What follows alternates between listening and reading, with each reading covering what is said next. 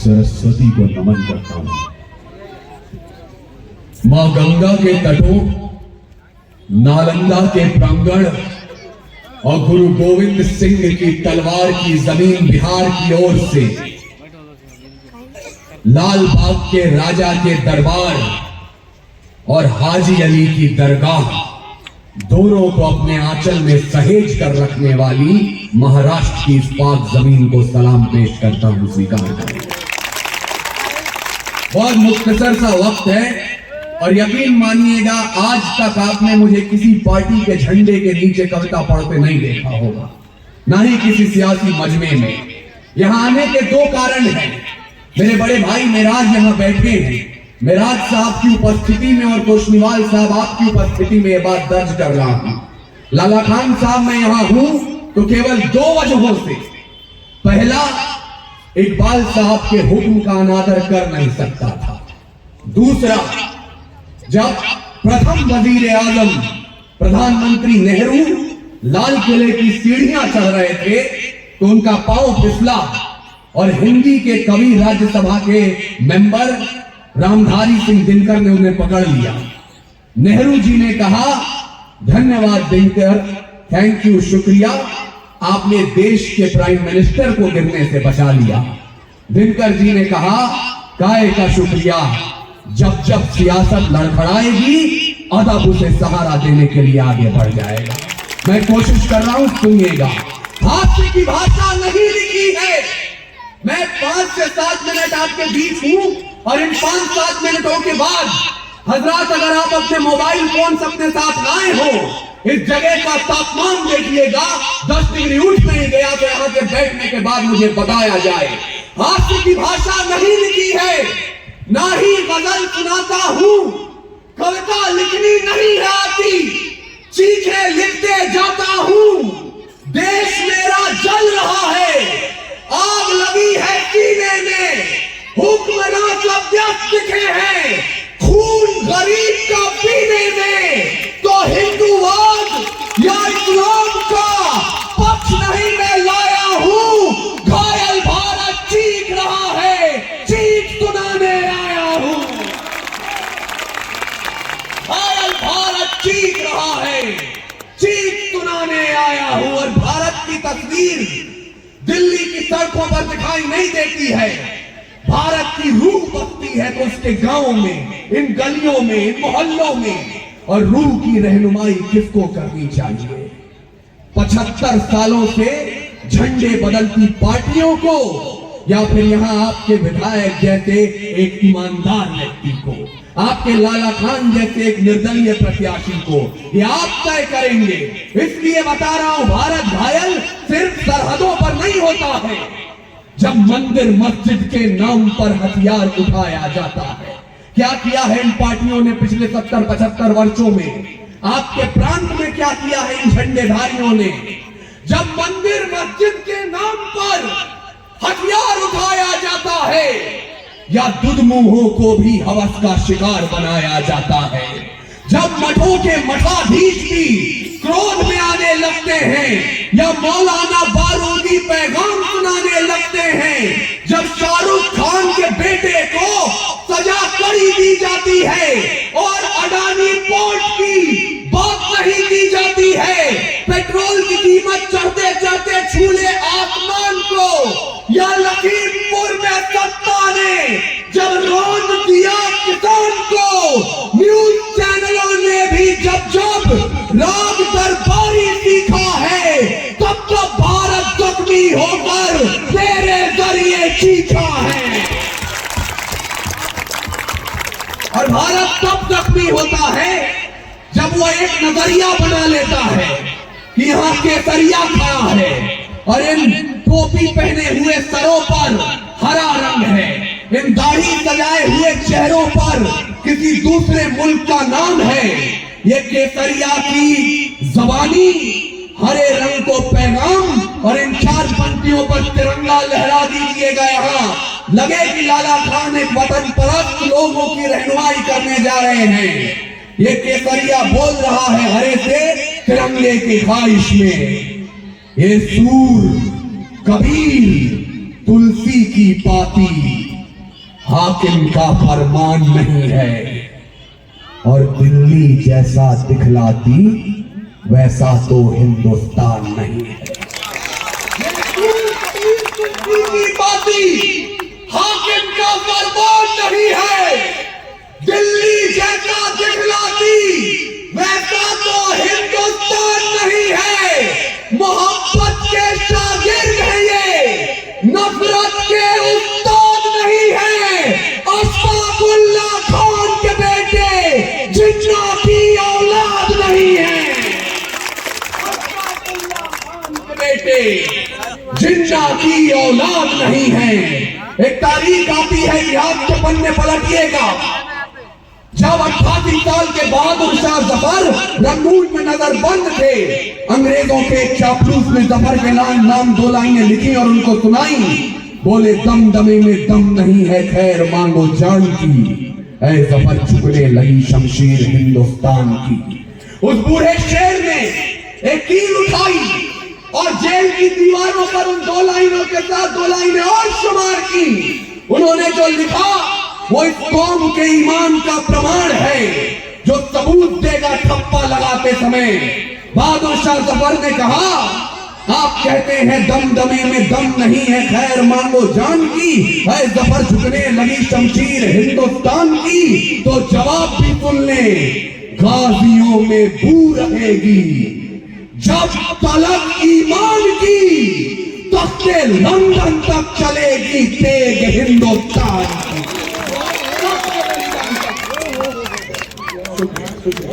तख्ते लंदन तक चलेगी तेज हिंदुस्तान की।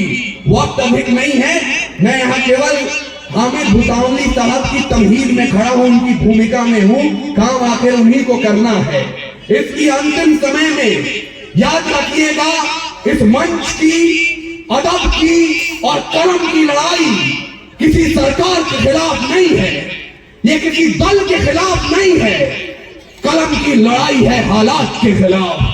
वो हालात जो जब बिगड़ते हैं तो गोंडा से अदम गोंडवी बनकर बोलते हैं, भुने काजू प्लेट में, विस्की गिलास में, उतरा है रामराज आमदार निवास में।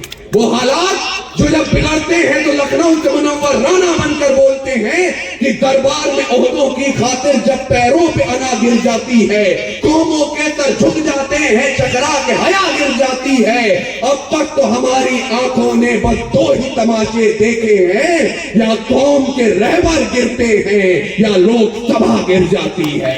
वो हालात जो जब बिगड़ते हैं तो चंबल से कुमार मनोज बनकर बोलते हैं कि सियासत वालों के जहां से लश्कर निकलते हैं, शरीफ लोग वहां से बचकर निकलते हैं, और नए लोगों को लाते हैं बेहतरी की उम्मीद में हम, वो लोग पुराने वालों से भी बदतर निकलते हैं।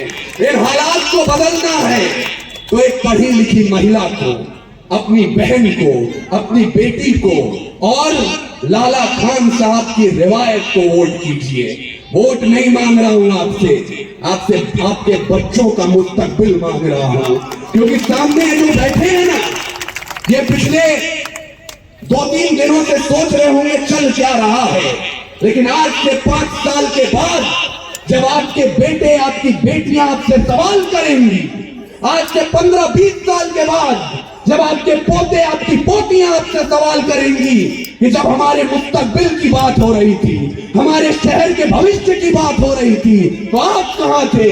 क्या बोलेंगे आप कि हम दलों के झंडों के साथ खड़े थे या उसके साथ खड़े थे जो तुम्हारे लिए खड़ा था? यह आप पर निर्भर करता है। अंतिम पंक्तियां, मुझे विदा कीजिएगा, मेरी बातें कड़वी लगी हो माफ कर दीजिएगा, लेकिन जब मीठी बातें दरबारों के दर से वापस आई हैं, भूखी चीखें सांसदों के घर से वापस आई हैं, जब झोपड़पट्टी से जरूरी राजमहल की घोड़ी है, मजबूरी ने नन्ही बेटी कूड़ेदान में छोड़ी है, अदालतों के चक्कर लेते घिसती बूढ़ी लाठी है, दफ्तरों ने पेंशनों में हिस्सेदारी काटी है, कब्जा करते दबा को धारदार बनाया है, शब्दों को चिंगारी दे अंगार बनाया है, टूटा ख्वाब लिखा है, बागी कलम की नोक से हमने इनकलाब लिखा। तौसीफ खान का जब मुझे फोन आया लाला भाई, तो मैं एक मुशायरे में मौजूद था भोपाल में आज की तारीख में, मैंने वहां कैंसिल किया और मेरी अपनी भतीजी हुमैरा की कामयाबी के लिए आपसे दरखास्त करने भुसावल से यहाँ तक आया हूँ। आप इसको मुश्किल मत समझना, अगर मुश्किल भी समझ रहे हैं ये काम को, तो हमारा एक शेर है कि कहा किसने के मुश्किल काम को हम छोड़ देते हैं। आप लोग मुशायरे की तरह सुनिए इस शेर को, कि कहा किसने के मुश्किल काम को हम छोड़ देते हैं, मियां हम लोग तो शीशे से पत्थर तोड़ देते हैं। कहा किसने के मुश्किल काम को हम छोड़ देते हैं। एक पढ़े लिखे फैमिली की बच्ची आपकी खिदमत करने आ रही है, आपको ये मौका गंवाना नहीं चाहिए, बिल्कुल नहीं गंवाना चाहिए। जो नाकाबिल मेंबर आपके सामने आए, एक शेर पढ़ के सुनाता हूं आपको कि खा चुके ठोकर दोबारा खाएं क्या, खा चुके ठोकर दोबारा खाएं क्या, आपके चक्कर में फिर पड़ जाए क्या। जरा सा ऐसे माहौल बना बेटा, 2-3 मिनट का मामला, मजा आएगा।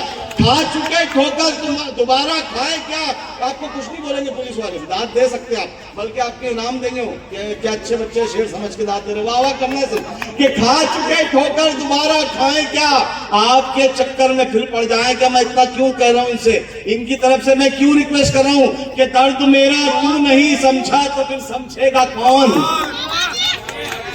दर्द मेरा तू नहीं समझा तो फिर समझेगा कौन, मेरे हक में तू नहीं बोला तो फिर, दर्द मेरा तू नहीं समझा तो फिर समझेगा कौन। आप स्पीच में भी बोल सकते हैं ये शेर, हाउस में बोल सकते हैं कि दर्द मेरा तू नहीं, अपने मुखिया को, कि दर्द मेरा तू नहीं समझा तो फिर समझेगा कौन, मेरे हक में तू नहीं बोला तो फिर बोलेगा कौन, बोलेगा कौन। आईना फिर आईना है, सच ही बोलेगा हुजूर, झूठ कर कहने लगा तो फिर से देखेगा कौन। और एक बहुत शुक्रिया। आईना फिर आईना है, सच ही बोलेगा हुजूर, झूठ कर कहने लगा तो फिर इसे देखेगा कौन।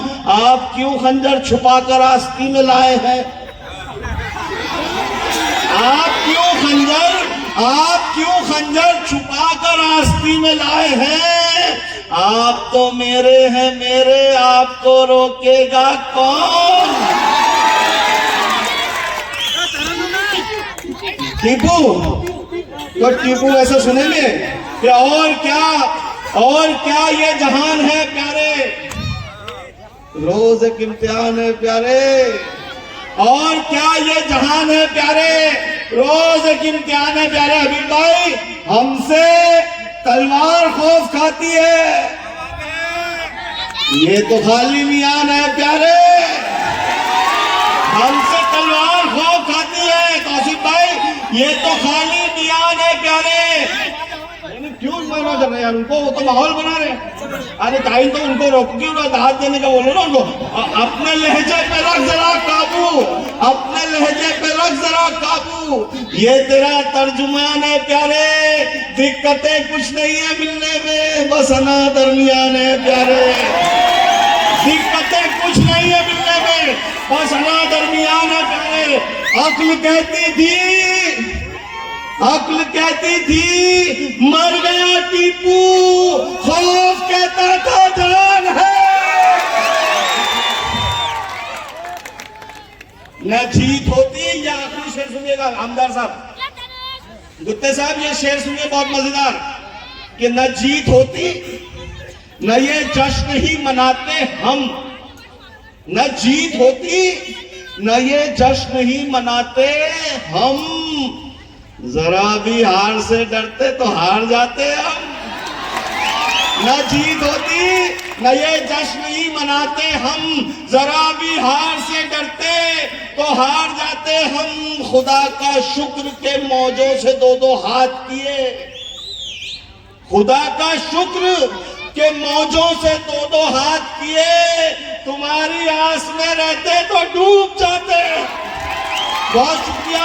एक बार फिर आपसे मोहब्बत भरी अपील कर रहा हूं कि ये मौका मत गंवाना। एक कामयाब आपको इलेक्शन लड़ना है, एक नुमाइंदा बेहतरीन चुन के देना है आपको। ये 5 साल का आप पीरियड आपके लिए सुनहरा बन सकता है। लाला खान साहब को जिताइए, हाथ मजबूत कीजिए। अल्लाह हाफ़िज़। अभी गनीमत है सब्र मेरा, अभी लबालब भरा नहीं हूँ। वो मुझको मुर्दा समझ रहा है, उसे कहो मैं मरा नहीं हूँ। वो कह रहा है कि कुछ दिनों में मिटा के रख दूंगा नस्ल तेरी। वो कह रहा है कि कुछ दिनों में मिटा के रख दूंगा नस्ल तेरी। है उसकी फितरत डरा रहा है मेरी आदत डरा नहीं हूँ। आपके आने से पहले, लेकिन आपका हुक्म है मेरे लिए। मेरे वालिद के दोस्त ने लाला साहब, इस वजह से राज साहब के शेर एक मतलब और एक शेर के बाद खत्म करेंगे। और ये मैसेज है सब लोगों को जो लोग सुन रहे हैं आमदार साहब की तरफ से कि राह में खतरे भी हैं लेकिन ठहरता कौन है। राह में खतरे भी हैं लेकिन ठहरता कौन है। मौत कल आती है, आज आ जाए डरता कौन है। और तेरे लश्कर के मुकाबिल मैं अकेला हूं, मगर फैसला मैदान में होगा कि मरता कौन है। ये सब इसी के साथ आज का जलसा खत्म। आदरणीय आमदार साहब की तबीयत खराब होने के बावजूद भी आमदार साहब यहाँ आए, मैं उनका सबसे पहले तो शुक्रगुजार हूँ।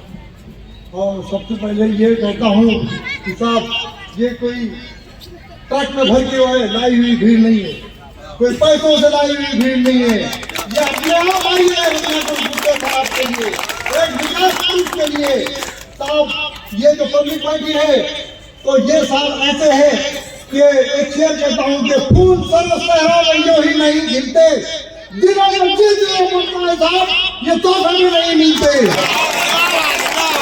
ये भी है साहब जिसने पूर्व एक घंटे में पलट दिया। ये आदमी शख्स है आमदार साहब, विकास पूरी चाहिए, कार्य सम्राट आमदार है ये। गंगा खेल की तकदीर बदल कर रख दी है इस आदमी ने, आप समझिए।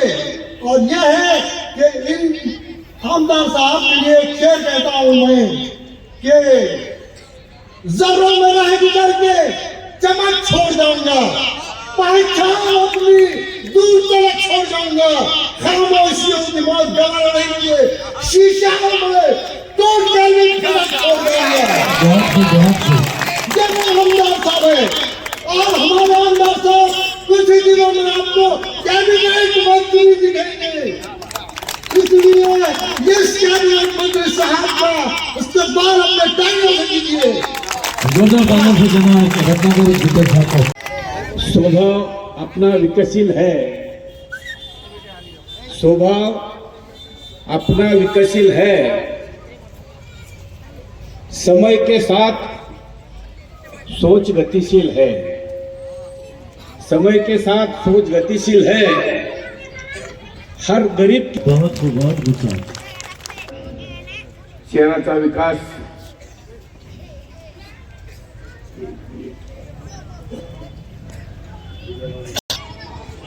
खान हमीरालाल खान यांच्या प्रचारार्थ जाहीर सभाचे हमारे इस पैनल के प्रमुख सचिन देशमुख, नगर सेवक गंगाखेड़, सैयद जी चांद, सतला ग्राहक इंदौरी शायर, अपूर्व विक्रम शाह शायर, हमीद भुसावली से तीनों मशहूर शायर। इस जिले से और एक जिला बना हिंगोली। जब उस टाइम हमारे सीएम मानकुले साहब थे, उस टाइम उन्होंने 4 जिले बनाए। एक हिंगोली बनाया, एक जालना बनाया, एक उस्मानाबाद बनाया और एक लातूर बनाया। आज ये 4 जिले बनाए। अब ये चारों जिले के जो बने हुए हैं इस परवनी से, उनकी हालत आप जाके देखो। आप हिंगोली इसमें से बहुत सारे लोग गए होंगे। आज हिंगोली का कितना विकास हुआ है आप देख लो, कितनी बिल्डिंग, नए नए बिल्डिंग आए हुए आप देख लो, वहां के रास्ते देख लो, वहां के उड़ान पुल देख लो। आप जालने की हालत देखो, जालना कितना बढ़िया से बना हुआ है, कितना शेर सुंदर लगता है जालना। इससे बेटर आप लातूर का देखो, लातूर भी देख लो आप। पहले लातूर क्या जिला जो इंदिराकालीन था, अभी भी ऐसे के ऐसे है मेरे हिसाब से। बहुत थोड़ा बहुत कुछ चेंजेस हो गया होगा, नहीं तो ऐसे के ऐसा है उस टाइम से। आज भी वैसे ही रास्ते हैं, आज ही वैसी गली है, सब कुछ ऐसे ही है। इसका जिम्मेदार कौन है? इसका जिम्मेदार कौन है बताइए मेरे को। इसका जवाब ये सामने बैठे वाले सब लोग, हम लोग मतदार इस परभनी का हूँ, तो इस परभनी में सभी लोग पॉलिटिशियन है। यहाँ महानगर पालिका है, यहाँ पर लोकसभा की सीट है, खासदार यहाँ पर है, आमदार यहाँ पर है, सब कुछ यहाँ पर है। यहाँ पर इतना सब होने के बाद में विकास क्यों नहीं होता? क्योंकि आप अच्छे आदमी को चुन के देते ही नहीं। आपको अच्छा आदमी को चुनना आता ही नहीं। ये हमारे लाला खान को टिकट क्यों नहीं दिया? क्या वजह थी? टिकट नहीं देने की क्या वजह थी? ये सब मिलजुल का राजकारण है। तो ये गलियों का सभी चीज का हाल क्या है? बारिश में एक घर में समझो मौत हो गई, उसको कंधे पे 4 आदमी उठाने को लगते हैं, तो आदमी वो रोड से चल पाएंगे क्या? ऐसी हालत इंदिराकालीन जिंदगी की ऐसी हालत है। इस हालत को जो पैदा किया हुआ है, इस हालत को, ये सब जो भी है सब राजकारण हुआ है यहाँ पर, राजकारण। और यहाँ के राजकारणी लोग सिर्फ चुनाव के टाइम में आपके सामने आएंगे, हम ये करेंगे, हम वो करेंगे, और बाद में फिर 4-5 साल आपको पूछेंगे। तो नगर महानगर पालिका में राजकारण कैसा होता है? 65 नगर सेवक है, 65 नगर सेवक में 64 नगर सेवक पे एक उम्मीदवार, एक नगर सेवक भारी पड़ गया, वो है सचिन देशमुख। भारी 17,000 रुपया पानी के लिए, आपको सप्लाई के लिए पानी का कनेक्शन 17,000 रुपया भरने थे। आज 50 करोड़ रुपया आपको लगता था, 50 करोड़ रुपए इस महानगर पालिका को कनेक्शन लेने के लिए। तो एक झटके में वो मेरे ख्याल 3,000 रुपया आ गया, एक झटके पे। 64 एक बाजू और एक बाजू एक आदमी सिर्फ, सब पार्टी अलग और एक पार्टी सिर्फ, एक आदमी सिर्फ अलग। उसको मैंने पैनल प्रमुख बनाया हुआ है, एक अच्छा आदमी को पैनल प्रमुख बनाया हुआ है मैंने। हमने 18 उम्मीदवार खड़े किए हैं। आपने अगर ये मुस्लिम भाइयों ने अगर ठान लिया, सब समाज ने अगर ठान लिया, मेरे बुद्ध समाज के भाई है, मुस्लिम समाज के भाई है, इन्होंने सबने अगर ठान लिया चाबी हम लोग भुट्टे साहब के पास देना है, तो चाबी मेरे पास अगर मिलेगी तो मैं बोल रहा हूँ महानगर पालिका में घुमाऊंगा, क्योंकि एडजस्टमेंट मेरे के पास चलती नहीं है। कोई भी एडजस्टमेंट करने के लिए एडजस्टमेंट बिल्कुल मेरे पास चलती नहीं है। आप कभी देखा है क्या? आपको मालूम है? आप बोल सकते हैं, यहाँ मेरे ख्याल से ये हमारे शायर भाई भी आए हुए हैं यहाँ पर।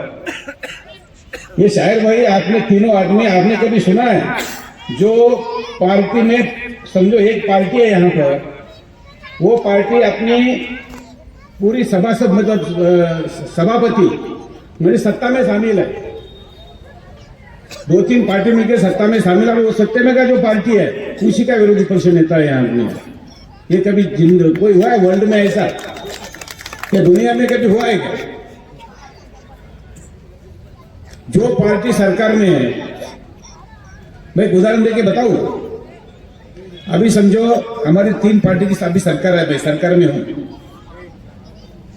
भारतीय जनता पार्टी, राष्ट्रवादी कांग्रेस, अजित दादा गठ और शिवसेना शिंदे गठ। अब ये 3 पार्टियां है समझो, उसी पार्टी में क्या एक विरोधी पक्ष नेता, ऐसा होता है क्या? होगा क्या ऐसा? ऐसा यहां परभनी में हुआ है। परभनी में मेरे ख्याल से राष्ट्रवादी का विरोधी पक्ष नेता है और सत्ता में भी सभापति भी और मतलब विरोधी पक्ष नेता भी, ऐसी यहाँ एडजस्टमेंट चलती है। अगर मेरे ये 18 खड़े किए ना, अगर आप लोगों ने 18 के 18 दिए, अगर हमको 60-70% में हमको अगर मिल गया, तो भी मैं बता रहा हूँ ये गवर्नमेंट सरकार, ये जो यहाँ महानगर पालिका अध्यक्ष बैठेगा वो हमारे बगैर बैठेगा ना। इतनी हमको ताकत दो, इतनी हमको ताकत दो आप। इस महापालिका की चाबी मेरे को चाहिए, चाबी। इस महापालिका की ताले की चाबी अगर मेरे पास आपने दे दिया तो ताला मैं सिर्फ आपके लिए खोलूंगा, मैं बाकी किसी के लिए ताला नहीं खोलूंगा। और यहाँ मेरे हिसाब से कहीं तो भी कोई तो भी भाषा में बोले कि ऑटो पलटी हो गया, ऐसा कोई बात किया मतलब मैं सुना हूँ। लेकिन मैं हमारे भाई साहब को, हमारे सहकारी है, उनको यही बोलना चाहता हूँ, अगर ऑटो पलटी होता तो भैया तुम तो सब ऑटो में सजा के सब घूम रहे हो, ऑटो को, हमारे ऑटो को सजा के घूम रहे हो, उसको पलटी करवा रहे हो तो उसमें बैठोगे कहां से? तुम्हारे को अगर लगा कभी ऑटो में बैठने का, अगर हमारा पलटी होगा तो उसमें बैठने के लिए जगह ही नहीं रहेगी आपको। अभी कितने ऑटो घूम रहे हैं बताओ, पंजाब को लेके घूम रहे, कमल को लेके घूम रहे, घड़ी को लेके घूम रहे, मशाल को लेके घूम रहे कि नहीं? सब तो हमारे ऑटो में घूम रहे हो और हमको पलटी कर रहे हो।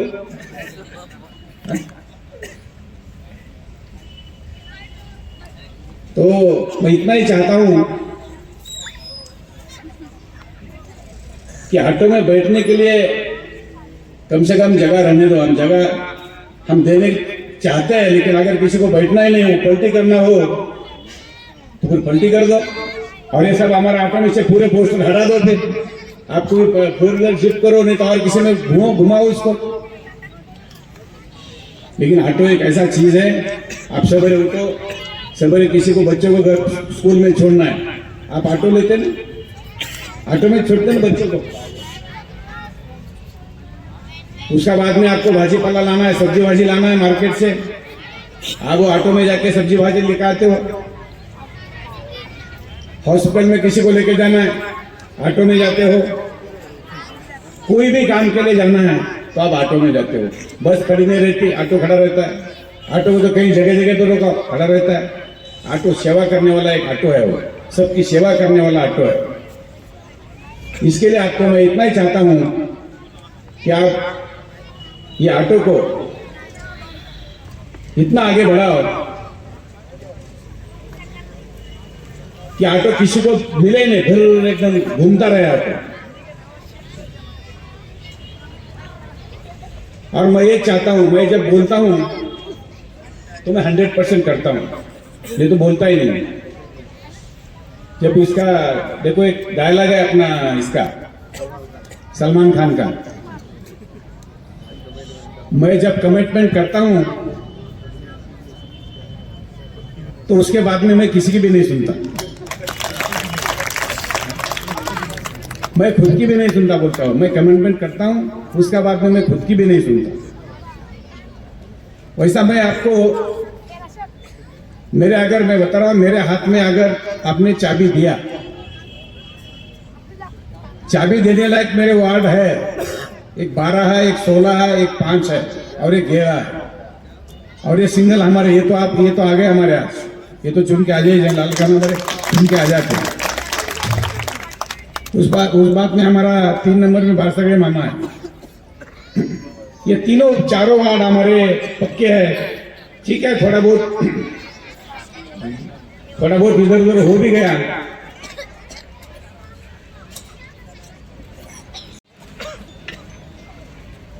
तो आपने थोड़ा बहुत इधर उधर हो जाता है। 100% यश किसी को मिलता नहीं, हमको ही मालूम है। अगर 70-80% में हमको अगर मिल गया, हमारे 10 से 12 सीट भी अगर चुन के आती है, एक आधा दो तीन इधर उधर हो गए होते, 100% किसी पार्टी को मिलता नहीं है, हमको ही मालूम है। इतना भी हो गया ना, मैं बता रहा हूं कि आपको महापुर, आपको हमारा पार्टी का दिखेगा, ऑटो का वाला है महापुर दिखेगा, आपको ऑटो वाला महापुर मिलेगा, आपको महापुर मिलेगा देखने को। इतनी नेगोशिएशन करने की पावर दो हमको, और वो पावर आपके हाथ में है। और ये जो दरगाह है अपना, आप दरगाह में जाते हो, उसमें हिंदू लोग भी बहुत, हिंदू लोग पुजारी है वहां पर, और मुस्लिम समाज से सबसे ज्यादा हिंदू लोग जाते हैं दरगाह में, जाते हैं ना, बहुत जाते हैं लोग। वो दरगाह की हालत क्या है, इतना पवित्र दरगाह है, वो दरगाह को इतना, मतलब हम लोग नवज बोलते हैं, वो दरगाह में अगर नवज कोई बोल दिया तो सही है, 100% उसका जो भी बोलो उसको मिलता है। वहां पर कोई लाइट की व्यवस्था नहीं है, वहां पर पूरा कोई रोड की अवस्था कैसी, आप देखो जाके, उतना एरिया है, कितना बड़ा एरिया है, वो एरिया में कोई कंक्रीट करना या कुछ भी नहीं है वो। तो मैं चाहता हूं वो दरगाह का हमको 80%, 80% भी अगर हमको आपने दे दिया सबने मिलके, तो दरगाह का विकास, पहली बार हमारे एजेंट में दरगाह है पहले, तो दरगाह का विकास हम करेंगे। उसके बाद में जो स्वच्छता है, आज स्वच्छता की क्या हालत बनी हुई है, स्वच्छता हर गली में, हर इसमें हम स्वच्छता का काम करेंगे और स्वच्छता आपको करके देंगे और ये धूल मुक्त शहर बनाएंगे हम। और यहाँ एक आपके लिए उर्दू स्कूल भी हम खोलेंगे, और आपको जैसा सचिन ने बोला ही है, हमारे पैनल प्रमुख ने, यहाँ हज हाउस होना चाहिए, गलत बात नहीं, 100% हज हाउस होना चाहिए। यहाँ देखिए 100% हम हज हाउस में आप खोलेंगे। और सर्वे नंबर 128 है, उसका जो कुछ घर है, जो कुछ प्रॉब्लम है, वो ही हम सुधार देंगे, वो भी हम प्रॉब्लम सॉल्व कर देंगे। घूमते वाली जमीन है, ये सभी है, वो सभी प्रॉब्लम हम सॉल्व कर देंगे। मैं बताऊं, अभी आप देखो गंगाखेड़ में हमने कम से कम 4000 घर दिए, 4000 घर को, वो देने वाला हमारा एक स्टेज पे बैठा हुआ है सत्यपाल साहब।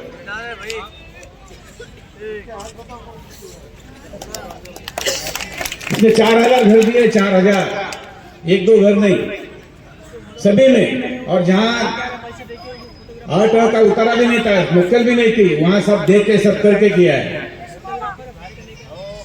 तो यहां पर भी ऐसा कोई भी प्रॉब्लम आ गया तो हम आपका 100% काम करेंगे, क्योंकि काम करने की इच्छा शक्ति चाहिए, हमारे में इच्छा शक्ति है काम करने की। नेता अच्छा चुनना चाहिए, नेता अगर अच्छा चुन लिया आपने तो सब कुछ ठीक होता है। आप देखो, आपका घर है, समझो, आप सुन लो, आपका घर में कोई ना भी तो एक मुखिया रहता ना घर में, बाकी सब उसके भाई, जितने भाई है, 2 भाई है, 3 भाई है, उसके घर वाले सब है। एक तो पिताजी को पावर रहता, नहीं तो एक बड़े बेटे को पावर रहता। जिसको पावर है वो अगर घर में अच्छे से काम कर रहा है, घर में अच्छे से काम कर रहा है, घर में अच्छे से सबको संभाल रहा है, तो सब समझ जाएंगे। लेकिन एकादा पिताजी या उसका भाई कोई रोज उठ के उसका कुछ गलत दारू पीना, कुछ करना, सब कर रहा है, उसके बच्चे कैसे निकलेंगे? उससे निकलेंगे। वैसा नेता अच्छा होना चाहिए। नेता के साथ में अगर कोई लोग चुन के आते हैं तो वो भी लोग भी अच्छा काम करेंगे आपका। अभी दफन भूमि का मेरे ख्याल से सब कुछ कितना अभी हो चुका है। अभी दफन भूमि के लिए जगह नहीं, अभी कम जगह हो रही है, उसके लिए वो भी किसने सोचा है? वो भी तो अपने को बनाना पड़ेगा। ऐसे आने के परभनी में देखो प्रॉब्लम ही प्रॉब्लम है, इतने प्रॉब्लम है कि हजारों प्रॉब्लम है इस परभनी में। तो ये चीज के लिए आपको मैं इतना ही बोलता हूँ। अभी बहुत टाइम हो गया, आपको एक आधा 2 गाना बिना सुनना होगा, मेरे ख्याल से शायर वगैरह सुनना होगा, तो उसके लिए मैं थोड़ा सा टाइम वक्त देता हूँ। क्योंकि आप को इतना ही बोलता हूँ कि 15 तारीख को और ये 15 तारीख को ये अपना ये ऑटो चिन्ह है, ऑटो ये आम आदमी का चिन्ह है, आम आदमी का। तो इसका बटन दबा के 15 तारीख को आप विजय बनाओ, आप विजय बनाएंगे उनको, हमारे बहन को, हमारे बेटी को। लेकिन विजय आप बनने वाले हो, एक ख्याल रखो, आपका विजय है वो आपको समर्पित करेंगे विजय। अभी ऑटो है लेकिन चलेगा हवाई जहाज जैसी रफ्तार से, प्लेन की जैसी रफ्तार से, ये बोलिए। ये ऑटो है लेकिन चलने के लिए कोई भी मतलब रफ्तार ऐसी रहेगी इसकी जब जमीन में जहाज भागता है ना, ऐसी जमीन में भागेगा ये। तो आप जरूर 15 तारीख को ऑटो का बटन दबा के आप हमारे लाला खान को, हमारे बहन को, हमारे बेटी को विजयी बनाइए। इतना ही मैं कहता हूँ और आपका मैं रजा लेता हूँ। धन्यवाद।